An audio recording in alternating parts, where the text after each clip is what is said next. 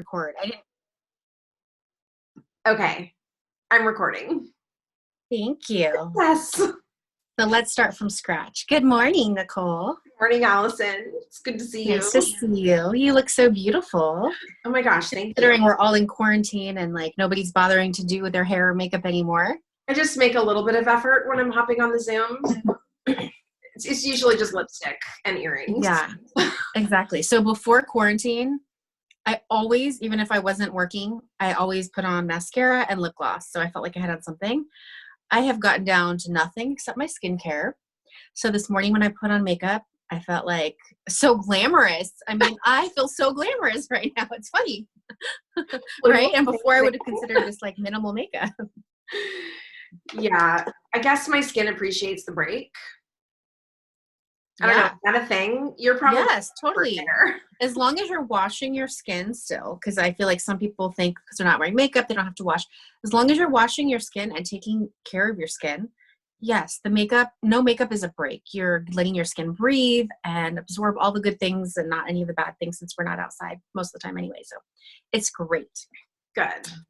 Thank you for those of you guys who are joining us. This is just a little session to talk about how to maintain your hair during quarantine with a little bit of a focus on roots. I'm going to be really transparent and let you guys see mine. Not so great, but after this session, I might be touching up my own roots. So Nicole is a friend of mine. We met through the embutiment community. She is also an embutiment practitioner and a salon owner. So I am going to let Nicole tell you all about herself before we get chatting. Thank you, Allison. Yeah, so we are acquainted through embutiment, and that is an amazing community and set of practices where we really do try to incorporate, well, it's our core belief that wellness and beauty are linked. And I guess in the context of what's happening right now, to me, that means that looking good and feeling good kind of go hand in hand. So I'm a hairdresser by trade, and I have become, I don't know, so I've kind of dived deep into like the clean beauty world. I'm really obsessed with clean hair and skincare and how that's linked to our health. And so I really enjoy integrating all of that into my practice as a hairdresser. And that includes taking care of our color as well with cleaner formulas. So Nicole, tell us where your salon is. So I'm located in Marin County in Fairfax. I actually have sort of a private little bungalow set up where it's just me. I'm completely freelance, and I definitely enjoy having more of an intimate connection space for my clients. Okay, so you froze for a minute, and I didn't hear any of what you just said. Can you repeat that? Sure. Yes. My space is located in Fairfax, California. So that's in Marin County. It's a tiny little town on the west end of the county. So just about 20 minutes north of the Golden Gate Bridge. Okay, awesome. And how long have you been a salon owner? How long have you been practicing hair? Oh my God. I have been a hairdresser for 25 years, which is crazy. Awesome. I have been a salon owner for 15 of those. And it's an adventure every day. I love what I do. I love my clients. I love the connections. I love the people. It's awesome. It's definitely a dream job. Awesome. I've also been doing this for about 20 years, and I love what I do. And it's very sad not to have my hands on people, and I'm sure you feel the same way. Oh my God, I miss it so much. Yeah. All right, so let's chat about hair and what people can do to help feel better, since this is all about making yourself feel better. Clearly, we know that it's not really important for you to do your roots if you don't want to do your roots. If they're not bothering you, just enjoy it, right? But absolutely, if you want to feel better, if you want to feel like your same self or whatever best version of yourself is right now, what can people do? Well, I think first of all, it's really difficult to coach to dimensional color in this context. But for the sake of gray coverage, which I think really is the most kind of irritating route one can have. Right. Gray coverage is something that we can really easily manage on our own at home. I have been coaching my clients and, helping them through the process. And basically, the main thing that I suggest is a little bit goes a long way.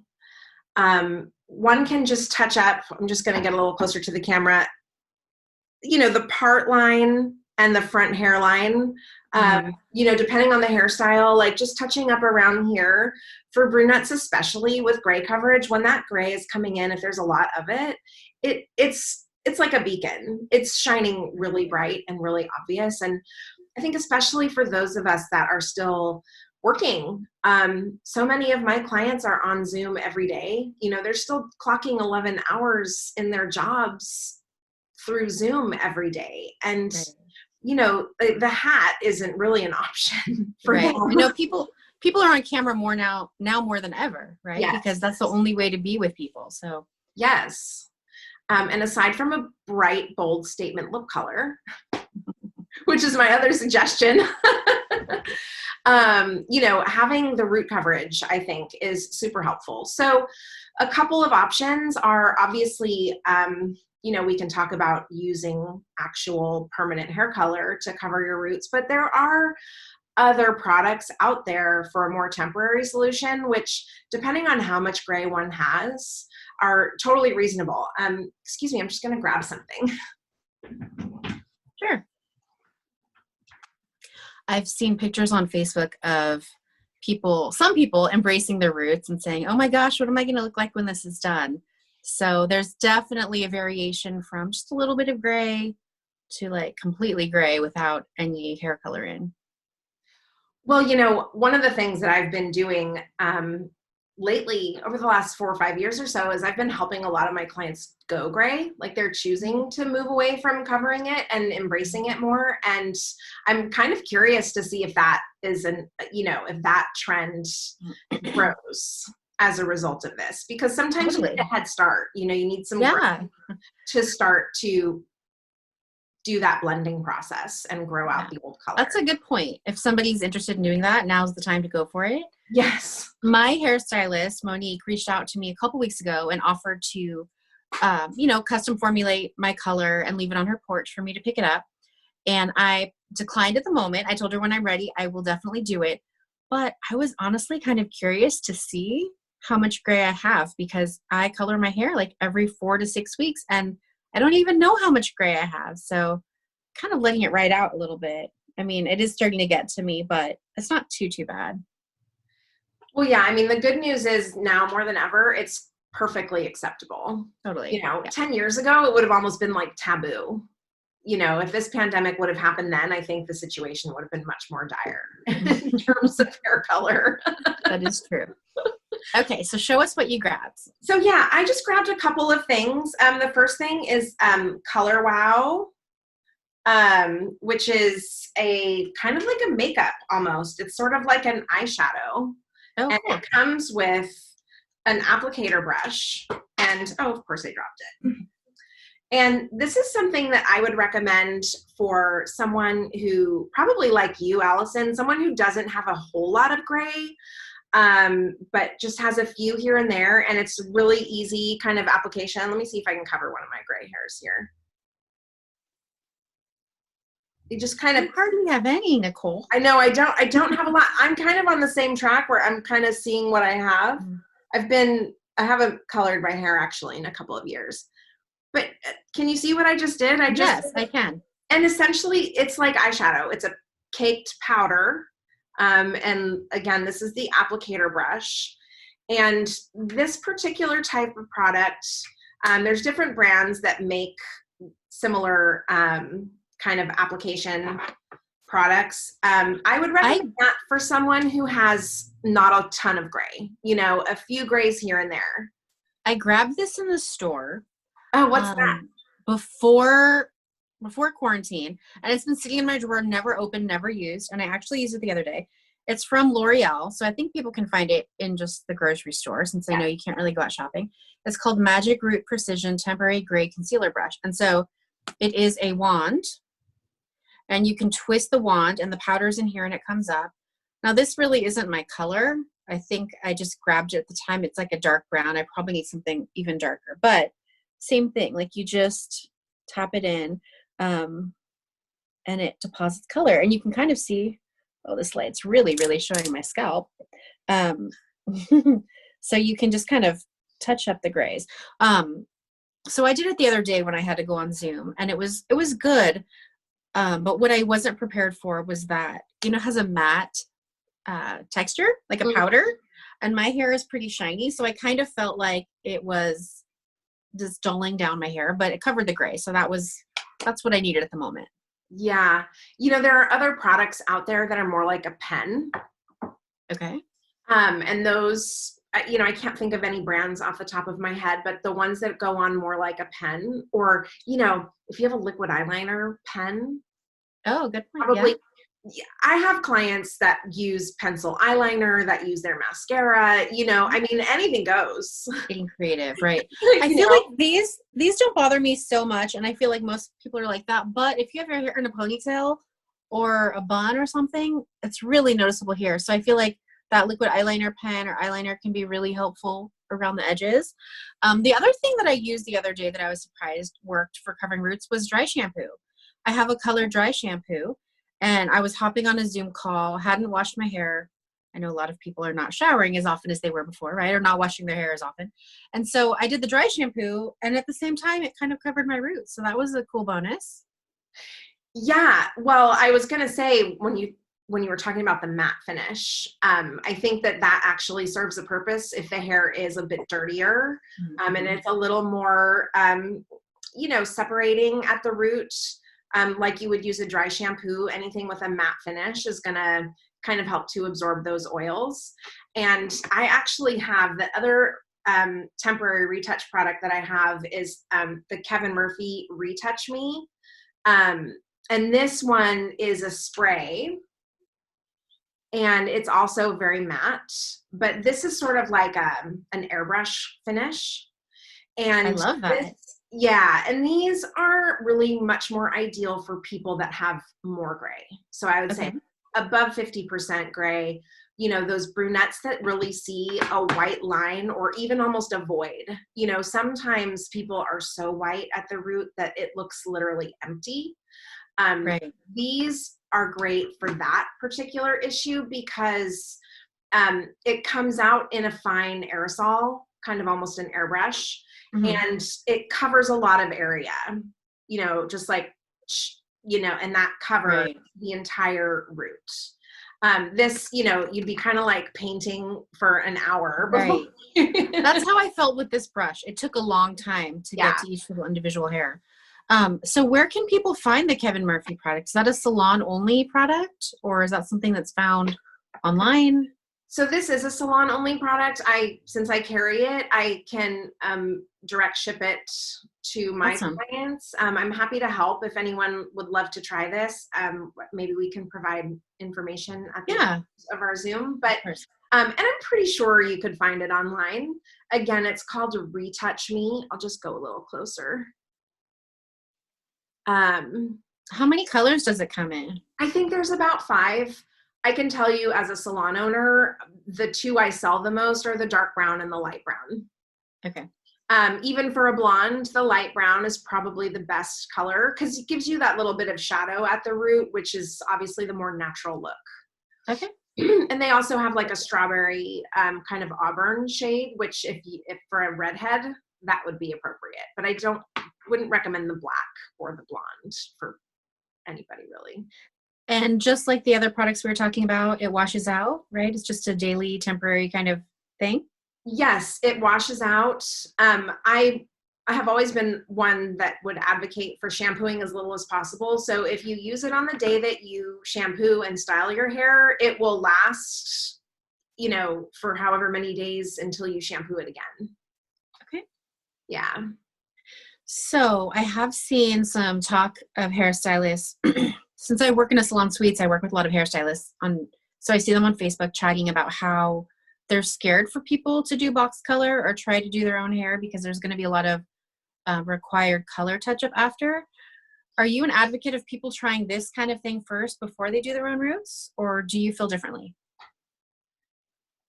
I would definitely try something temporary before going for something more permanent. I think that, again, my why is helping people feel good. So I'm not going to stand in the way of someone who feels that they need to do something to feel better. Right. And if that means that they really want to get some hair color and color their roots, like, I'm all for it. I'm going to take the position that, let me help you. Let me make sure you have the right color. Let me help you, coach you through the application process, and make sure you don't derail your long-term goals with your color. Because again, most of us hairdressers these days are doing like multi-dimensional color, where there's a root color and a mid color and an end color, and there's highlights within. So, that's definitely something that a client can't duplicate on their own. Right. So what we want to do is we want to just make sure that all of that work that's happening out here with all the dimension isn't covered up or changed. Just the gray coverage is the most important thing. Okay. And I definitely support it. Yeah. I know I normally tell clients, because I do brows and anti-aging facials, and I normally tell clients, don't touch your brows if you can, right? Let them go. But I did a video last week for my clients too, because people can't go for months, or they can, but if they want to feel good in a way that makes them feel like themselves, they can't go for months without doing their brows. So I did a video on, how to maintain it at the lowest level by just tweezing what falls here and what falls out here, and then how to shape them if you want. So I'm with you. Like, whatever is going to make our clients feel good during this time, with the least amount of damage done. Right. Right.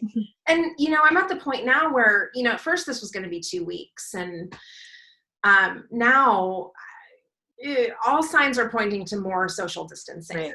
And however much I want to be an optimist, I think for myself, my own personal state of mind, like, I kind of need to look at this from the most kind of conservative, realistic place. And so I'm thinking of how much more time we aren't going to be able to perform services, and then how much time it's going to take us to catch up. Because Right. when it was 2 weeks, I thought, well, no big deal. I'll just work overtime for the next 3 weeks, and I'll just get everybody back in, and then all those future appointments will just stay as they are, right? Now it's like, well, everyone's missed 1, maybe 2 appointments. So we're not going to get that back. Right. We can't make up for that. And that in itself, when it comes to color, is a correction. We're used to doing a certain amount of maintenance. And if we've missed 2, 3 appointments, then all of a sudden it's 3 times the product and 3 times the work. And maybe we need to add time. And what kind of bottleneck does that create in our schedules? Right. So for that reason, I'm also encouraging that if clients are game, like, yes, please, let's do this, because it'll help us later if you stay a little bit more on top of it at home. So that has been something that has occurred to me over the last few days in this ever-changing, evolving, who knows what's next situation. That's a good point too. When it first started, I thought, okay, I can do this for 3 weeks. It's just like taking an extra long vacation. I can close my business down for 3 weeks. I'll do my best to catch up with clients, right? And now it's like, Yeah. the when we open date keeps moving further and further out. At least in my mind, I think it keeps moving further and further out. So yeah, it's not going to be just like picking up after vacation. It's going to be very different. It's going to be a little bit different. So for those people who are willing to do their roots, what, more than just the temporary makeup products, what suggestions do you have? So I definitely suggest that you try to talk to your colorist. They are going to have information for you that would be very valuable. And what I've been telling my clients, I mean, I'm actually supporting them so much that I'm sending them color. I'm working with 2 manufacturers, and I'm literally ordering the product for them and shipping it to them. I've created tutorial videos on how to apply it with 2 different methods, like, because Wow. different clients obviously have different needs. Right. And because I'm working with a couple different manufacturers, I have um, different application processes in mind. So, formula is important. Application is important. Both, are part of the recipe. So as much information one can get, I think, taking your long-term goals into account with your colorist, definitely start there. And keep it light, keep it neutral. If you're going down that color aisle at the store, what you don't want is you don't want your color to be too dark. That is when we have a problem that we need to correct. You also don't want your color to be too warm. And that's another thing that's hard to correct. So, and I think, it's like, we all have a slightly distorted image of ourselves. And people often think their hair is much darker than it really is. Mm-hmm. And people often think their hair is much redder than it really is. Mm. And so kind of going in with like a realistic view of what color you really have, that's something that, a professional should be able to help with. Okay. And then, like I said in the beginning, less is more. Just do what you can see. Again, if we have a formulation problem with whatever that touch-up formula is, like, let's just confine it to a small space. If it's all over the head and it's covering up highlights, that can be a problem. But Okay. just mixing up a little bit, color always comes in 2 parts.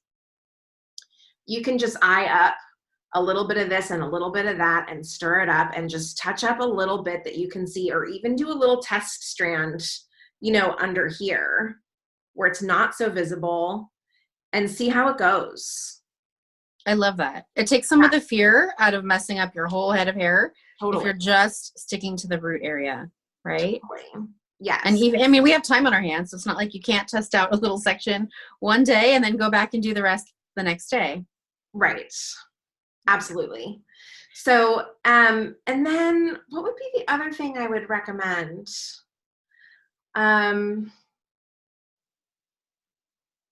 Yeah, I think generally speaking, cooler and lighter is the main thing. Yeah. Sorry, my dogs decided to come in and join me. Oh, So I was distracted.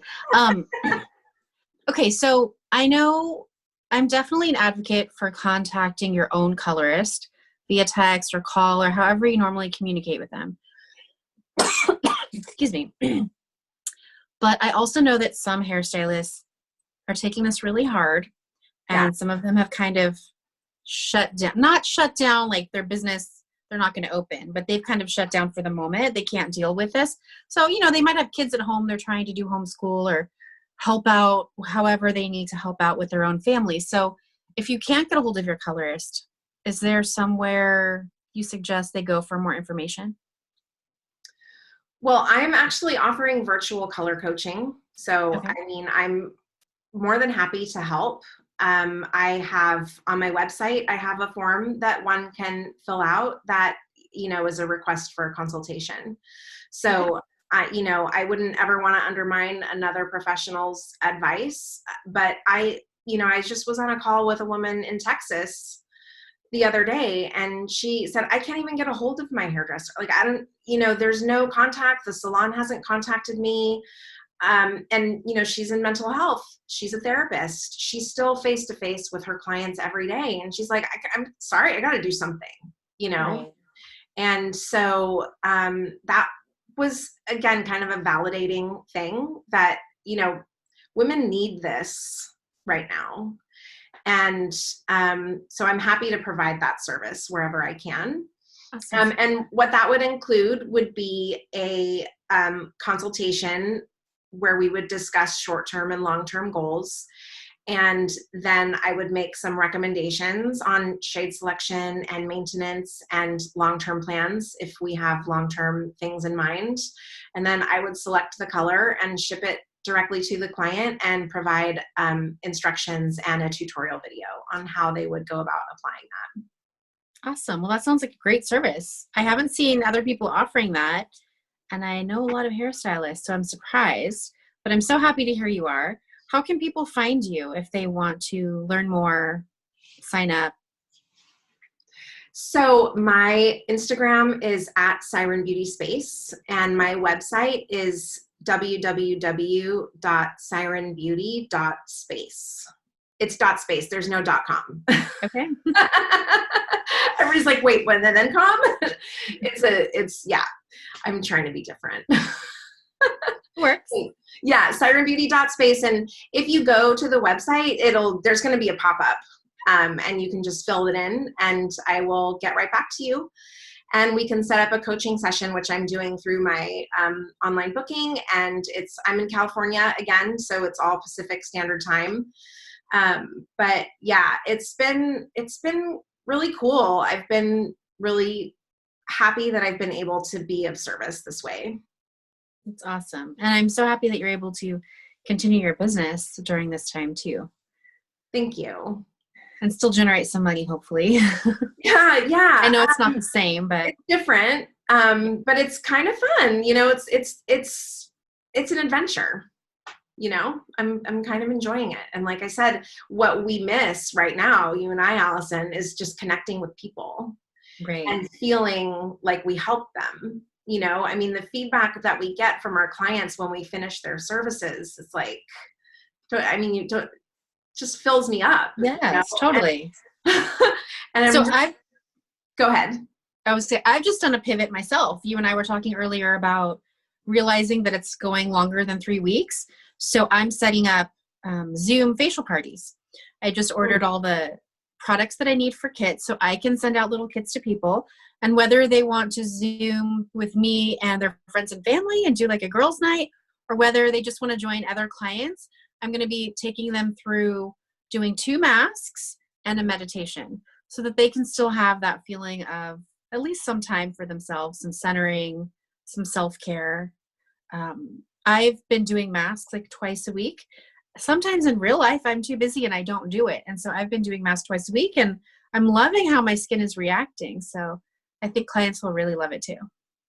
Yeah, you would be proud. I have been doing the same. I've kind of taken, this is sort of my treat for myself, that at the end of the day, after I get the kids to bed, I'm actually spending more time loving on my face and doing like a lot more massage, and it feels great. And I think it helps. I mean, all the stress and like furrowing, I'm just like lifting and, doing all the things. And masking.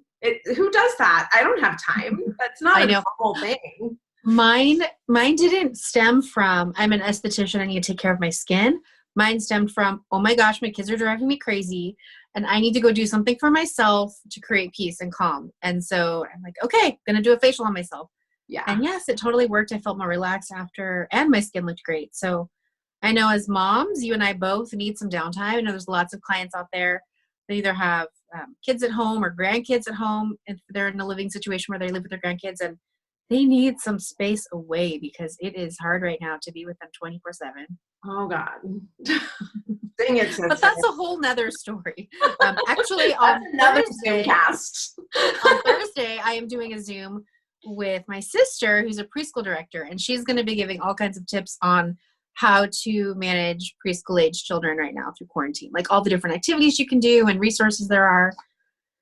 I'm going to tune in for that for sure. Okay. Sounds good.